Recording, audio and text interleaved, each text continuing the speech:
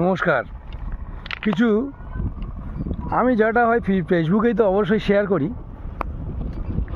আমি এইসব ভিডিও বানাচ্ছি বলে আমাকে নাকি বাড়িতে বলছে, দাঁড়া ওর জব্দ করছি, ওর এত মারবো, ওর কোনো কেউ নেই। আমি প্রতিবাদ ভিডিও বানাই, অবশ্যই বানিয়ে যাব। আর বলছে বেআইনিভাবে আমাকে ফাঁসিয়ে দেবে। এত বড় বাবা বলছে বাড়িতে কি করবে, ঘরের ভেতরে গাঁজা ঢুকিয়ে দেবে, বাড়ির ভেতরে এটা ঢুকিয়ে দেবে, ওটা ঢুকিয়ে দিয়ে আমাকে নাকি কেস খাওয়াবে।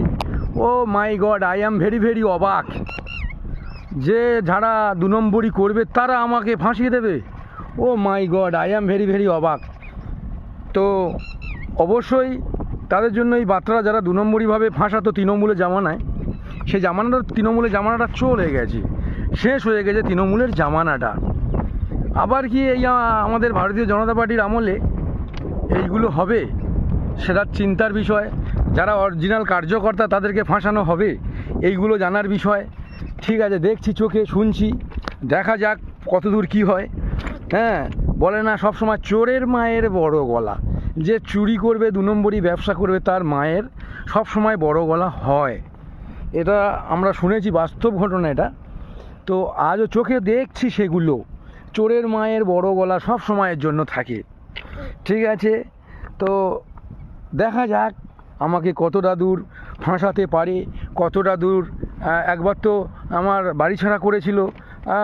তো দেখা যাক তো আবার তারা কি করতে পারে, কতটা ভয় দেখাতে পারে, কতবার মারতে পারে।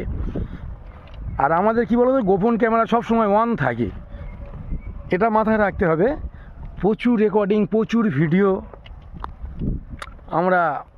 আমার তো গোপন ক্যামেরা সবসময় অন থাকে, বুঝতে পারছো না? আমি যে কী বলছি, কী করছি, কে কী বলছে আমার সামনে, কে কী করছে, সব রেকর্ডিং হয় অলরেডি। সব সময় রেকর্ডিং চালু থাকে আমাদের। তো সেই জন্য বলবো, সবাই মিলেমিশে থাকো। আমি সকলকে আপন ভাবি, আমাকে আপন ভাবে না। প্রতিটা মানুষের কথা বলছি, আমি সারা জীবন আপন ভেবে যাব। কাউকে বেআইনিভাবে কোনো দিন ফাঁসাইনি, আর ফাঁসাবো না। আমার নামে মিথ্যা বলতেই পারে অনেকে, আমার কোনো যায় আসে না। আমি যেই রকম সেই রকম থাকবো। জয় শ্রীরাম, ভারত মাতা কি।